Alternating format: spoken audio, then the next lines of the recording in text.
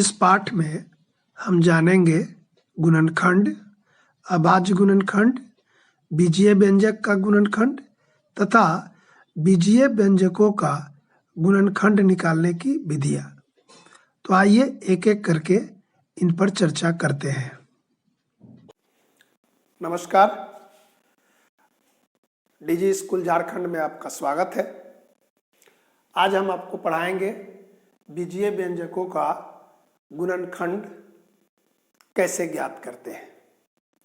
तो सर्वप्रथम गुणनखंड किसे कहते हैं आपको पता है, फिर भी हम दोहरा देते हैं कि दो संख्याओं का या तीन संख्याओं का गुणा करने पर जो गुणनफल प्राप्त होता है, जैसे 2 और 3 को गुणा किए तो 6 हुआ। अब 6 को जब हम खंड करेंगे तो कैसे करेंगे? 2 गुना 3। तो इसी 2 गुना 3 को 2 जो आया और 3 आया तो 2 और 3 को 6 का गुणनखंड कहेंगे। बात आई समझ में कि जैसे हम लिखे 2 गुना 3 बराबर 6, तो 6 का गुणनखंड हुआ 3 और 2। बीजीय व्यंजक में अगर हम लिखे 6xy तो कैसे प्राप्त कर रहे हैं? तो ऐसा लिख दिए कि 2 गुना 3 गुना x गुना y बराबर 2 गुना 3 गुना x y बराबर आ रहा है 6xy। तो देखिए हम लोग 6 का गुणनखंड क्या लिखे थे? 2 और 3। तो 6xy का गुणनखंड होगा 2, 3, x और y। बात समझ में आई कि जैसे हम इसका गुणनफल लिए तो जितने संख्याओं का गुणा करने पर गुणनफल मिला वही संख्या उसका गुणनखंड होता है। ठीक है। अभाज्य गुणनखंड कौन होगा? तो जैसे हम 2 लिए तो 2 को हम पुनः तोड़ नहीं सकते हैं, उसमें किस संख्या से भाग लगेगा? 1 से या 2 से, तो उसकी गिनती नहीं करते हैं। इसके अलावा अगर कोई संख्या से डिवीजन होगा, भाग लगेगा, तब उसको अभाज्य गुणनखंड नहीं कहेंगे। तो यहां पर अभाज्य गुणनखंड का मतलब है कि जिसका खंड नहीं हो, अखंडनीय हो, उसको कहेंगे अभाज्य गुणनखंड। तो हम बीजीय व्यंजक का जो गुणनखंड ज्ञात करेंगे उसके लिए मुख्य रूप से 3 विधि का उपयोग करेंगे। पहला सारो गुणनखंड, जिसको हम लोग अंग्रेजी में बोलते हैं कॉमन फैक्टर लेकर। दूसरा होगा पदों का समूहन करके रीअरेंजमेंट करेंगे। और तीसरा होगा आइडेंटिटी का उपयोग करके। तो आइए एक पहली जो विधि है उस पर चर्चा करते हैं कि सारो गुणनखंड द्वारा कैसे गुणनखंड ज्ञात करेंगे।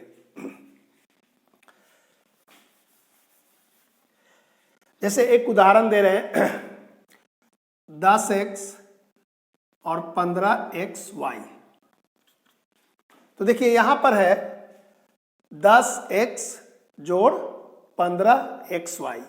तो यहां पर 2 संख्या है, एक अचर है और एक चर है। यहां भी एक अचर है और ये दोनों चर है। तो हम सबसे पहले 10 और 15 को देखेंगे, जिसको हम लोग बोलते हैं गुणांक। तो गुणांक का पहले गुणनखंड देखेंगे। तो 10 और 15 में किस संख्या से भाग लगेगा, यानी कि 10 और 15 का कॉमन फैक्टर कौन सा होगा? तो 10 और 15 किसके टेबल में आता है, किसके पहरा में? 5 के। तो यहां लिख देंगे 5। अब इस दोनों में देखेंगे कि कौन चर जो है कॉमन है। तो देखिए यहां x है, यहां भी x है, लेकिन यहां y नहीं है। तो x लेंगे तो ये हो जाएगा 5x। अब क्या करेंगे? इस 5x जो आया उसको 10x में भाग देंगे। तो देखिए 5, तो ये हो जाएगा 2, और यहां से 5 निकला तो हो गया 3, और x हट गया तो 3y। यही हुआ कॉमन फैक्टर लेकर गुणनखंड करना, जिसको हम बोलते हैं सारो गुणनखंड।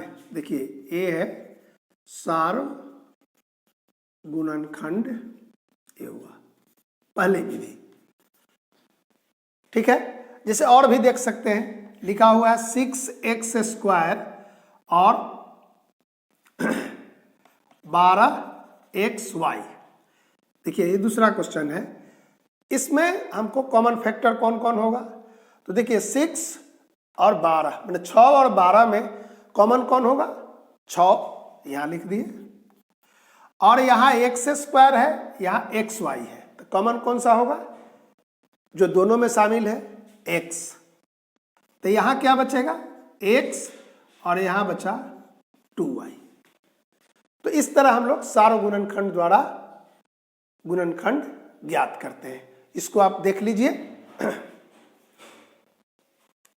फिर से दोहरा रहे हैं कि जब दो पद दिए हुए हैं, 3 पद में भी देखेंगे कि जो दोनों संख्या का कॉमन है, पहले संख्या देखेंगे अचर का, तो यहाँ 10 और 15 था, नीचे वाला सवाल में 6 और 12 था, तो 6 और 12 में कौन ऐसा संख्या है जो दोनों को भाग देगा, उसको देखेंगे। उसके बाद देखेंगे चर वाले राशि को, x² है और xy है, ऊपर में x और xy था, इस दोनों में कौन कॉमन हुआ, तो x है जो कि दोनों में शामिल है, तो x लिख लेंगे। अब जो लिए उससे भाग देते हैं, तो आ गया 6x लिए नीचे वाले सवाल में, तो x जो 2y, तो ये हुआ सार्वगुणनखंड द्वारा। अब दूसरी विधि बताएंगे समूहन करके या दोबारा समूहन करके, इसी को कहते हैं। देखिए आपके बोर्ड पर एक सवाल है, x² -ax -bx plus ab। ये 4 संख्या है, बल्कि 4 पद हैं, पहला पद, दूसरा पद, तीसरा पद, चौथा पद। अब इसका हमको गुणनखंड करना है। तो इसमें क्या करते हैं कि पहला दूसरा में देखेंगे कि कोई ऐसा कॉमन चीज आ रहा है कि नहीं, और उसको कॉमन निकालने पर, माने दोनों में जो उभयनिष्ठ है उसको निकालेंगे, और दूसरा और तीसरा और चौथा में भी निकालेंगे। उसमें भी देखेंगे, हो सकता है कि कभी पहला और तीसरा देखेंगे और दूसरा और चौथा देखेंगे। तो 4 पद में 2 पद को एक साथ लेते हैं, यही समूहन है या पुनः समूहन कहते हैं इसको। तो देखिए यहां पर हम लोग x अगर लेते हैं तो देखिए क्या होगा, a यहां से x बचा और यहां पर a बचा, इस दोनों में b शामिल है, तो -b कॉमन लिए तो x -a हुआ। देख लीजिए इसको, इस दोनों में हम पहली बार x कॉमन लिए, तो x² और x से गुना किए तो x, यहां पर -b को हटाए तो x बचा, और यहां माइनस प्लस होके a b हुआ। अब देखिए इसमें दोनों में a शामिल है, तो इसको कॉमन ले लिए x -a, और क्या बचा x, और यहां पर बचा -b। तो देखिए हम इसको पुनः समूहन किए, माने पहले से ग्रुप है लेकिन हम लोग 2-2 का ग्रुप बना लिए। पहले क्या था, 4 का संख्या का एक मान लीजिए ग्रुप है। अब इसमें हो सकता है कि किसी सवाल में मेरा पहला दूसरा में कॉमन नहीं आके पहला और तीसरा में आएगा और दूसरा और चौथा में आएगा। तो ये सवाल देखकर हम लोग देख लेंगे, देखते देखते आदत हो जाती है कि किसको कॉमन ले रहे हैं और क्या मेरे पास कॉमन चीज आ रहा है। ठीक है, तो ये दूसरा तरीका था कि समूह करके हम गुणनखंड निकालते हैं। अब देखेंगे तीसरा सवाल के पहले विधि जो थी 3 तरह बताए थे, पहला सार्वगुणनखंड, दूसरा समूह करके, और तीसरा सर्वसमीका का प्रयोग करके। तो जैसे सर्वसमीका का प्रयोग करके कैसे करेंगे, तो जैसे पहला सवाल लिखते हैं a² 14a और 49, एक क्वेश्चन है a² जोड़ 14a जोड़ 49।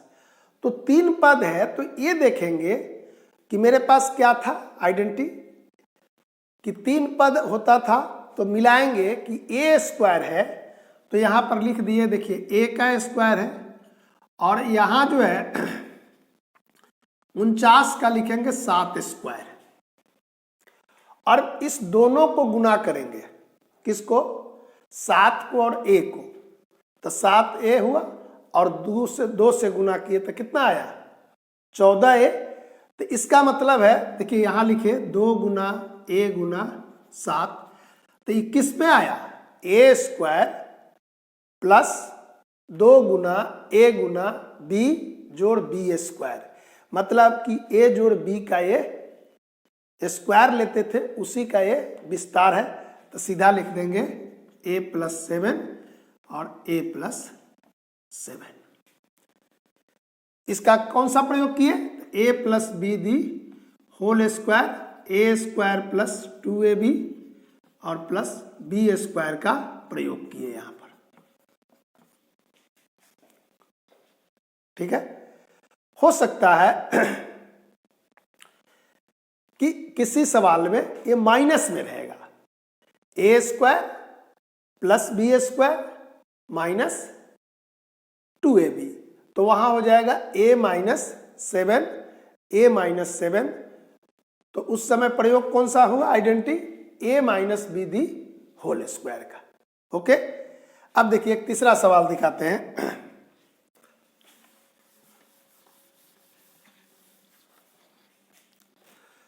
यहां लिख रहे हैं 4x square minus 25y square. देखिए पहला संख्या का पर देख लेंगे कि क्या है, 4 और स्क्वायर है, तो ये बगल वाला जो है गुणांक, ये निश्चित रूप से जो सवाल रहते हैं किसी का वर्ग होता है, देख लेंगे, अगर नहीं वर्ग है तो वर्ग के रूप में लिखेंगे।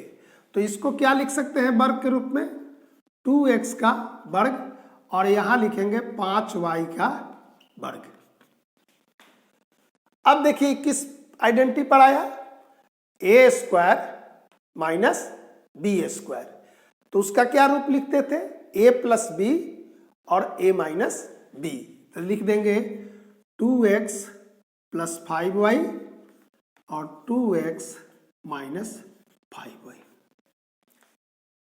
समझ गए, तो इसमें कौन सा प्रयोग हुआ, लिख देते हैं यहां पर a square minus B square, a plus B और a माइनस बी का प्रयोग हुआ। समझ गए। अब 2 सवाल हम बताए आपको, पहला बताए a plus B the whole square पर और ये बताए a square minus B square पर।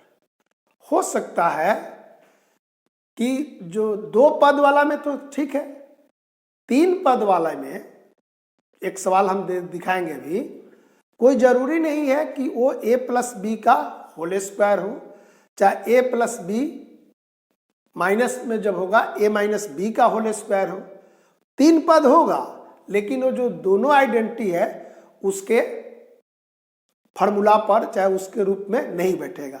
तो उसको कैसे बनाएंगे, तो उसके लिए एक सवाल लिख रहे हैं और देखिए कि आप सोचिए कि कैसे बनाएंगे।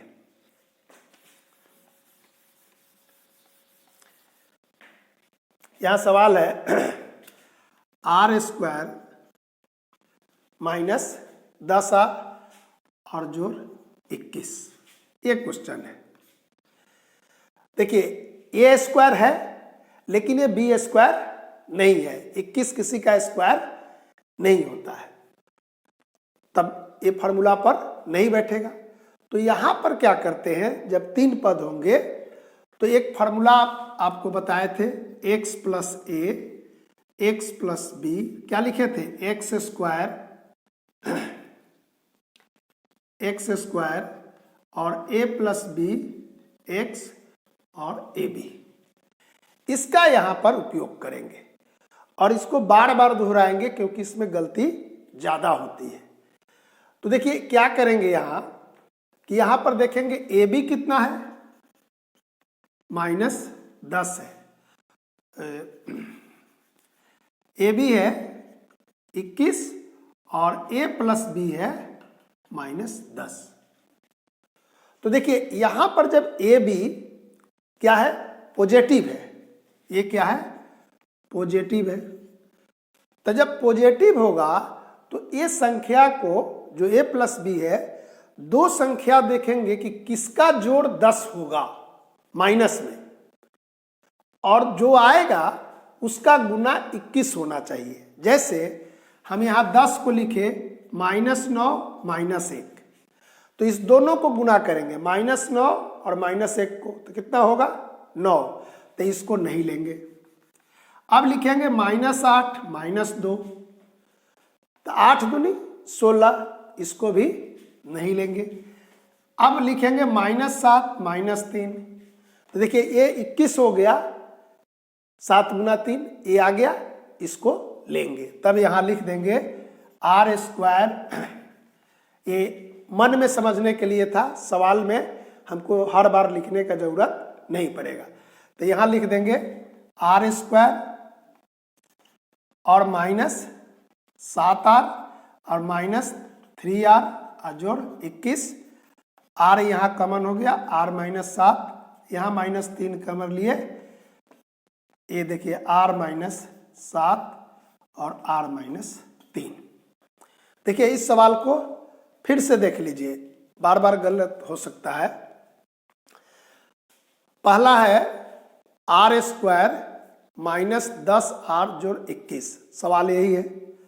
तो इसमें देखेंगे कि बीच में जो संख्या है वो क्या है, -10, और जो बाद में है केवल संख्या है जिसमें कोई चर राशि नहीं है, वो है 21। तो जब 21 पॉजिटिव होगा, मतलब धनात्मक होगा, तो हमको जो a जोड़ b मिलेगा -10 है, तो इस -10 को 2 भाग में बांटना है। ठीक है, वो 2 भाग ऐसा हो जिसका गुना करने पर वो संख्या आ जाए, कौन सा, 21। यही बात ध्यान रखना है। ठीक है, तो इस तरह ये जो सवाल है इसको बार बार हम लोग अभ्यास करेंगे, क्योंकि इस सवाल में हो जाती है गलती। ठीक है, एक चौथा सवाल हम दे रहे हैं जिसमें वो ए बी जो है वो पॉजिटिव नहीं होके निगेटिव है, तब क्या करेंगे। देखिए इस सवाल को, यहां पर क्या है, -38 यानी कि निगेटिव है। तब क्या करते हैं कि p², इसको बढ़ाएंगे तो कितना होगा, 18p, उसमें से एक p निकालेंगे तो क्या हो जाएगा, 17p। तो दोनों की गुना करेंगे, ये संख्या आना चाहिए। पहले वाला में क्या था, ब्रेक होता था, ब्रेक यहां भी है लेकिन उस तरह का ब्रेक नहीं है, तोड़ते हैं तो 2 भाग में टूटता है, लेकिन एक पॉजिटिव होता है, एक निगेटिव होता है। मतलब 17 को हमको पॉजिटिव और निगेटिव का जोड़ में लिखना है, जिसका जोड़ क्या हो, -17, लेकिन गुना क्या हो, -38। तो यहाँ पर होगा 19p और जोड़ 2p -38, ये p कॉमन ले लिए, p -19, यहाँ तो कॉमन लिए p -19, ये दोनों कॉमन हो गया, p -19, और यहाँ पर हो गया p + 2। यही सवाल का उत्तर हुआ। तो ये जो है, ये दोनों आखिरी सवाल को आप बार बार बनाएंगे ताकि गलती नहीं हो। ध्यान रखना है कि जब निगेटिव होगा तो हमको पॉजिटिव और निगेटिव लेना है जोड़ने के लिए, और जब पॉजिटिव होगा तो 2 भाग में सिर्फ ब्रेक होगा। इसका अभ्यास कीजिएगा। इतने पर आपका अध्याय समाप्त करते हैं। धन्यवाद।